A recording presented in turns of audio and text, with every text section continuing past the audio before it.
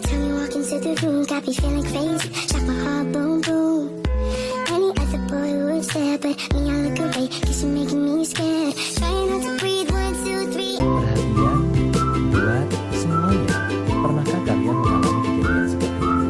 Merenung sendirian, sulit tidur maupun pikiran kacau. Bisa jadi kalian mengalami hal berikut ini.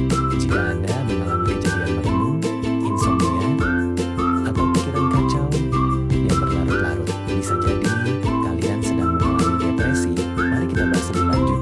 Apa itu depresi dan bagaimana cara mengatasinya? Depresi adalah kondisi gangguan kesehatan mental yang ditandai dengan perasaan sedih, berkepanjangan, kehilangan minat atau semangat, serta menurunnya fungsi seseorang dalam menjalani aktivitas sehari-hari. Depresi bukan sekadar rasa sedih biasa, tetapi kondisi serius yang dapat memengaruhi pikiran, perasaan, dan perilaku seseorang. Nah, apa saja sih tanda-tandanya? Yang pertama, merenung atau overthinking. Merenung berlebihan terjadi ketika seseorang terus-menerus memikirkan masalah, kesalahan masa lalu, atau kekhawatiran akan masa depan. Penyebabnya bisa berasal dari tekanan hidup, pengalaman traumatis, kegagalan, atau rasa tidak percaya diri. Kebiasaan merenung membuat pikiran sulit beristirahat dan memperburuk kondisi emosional.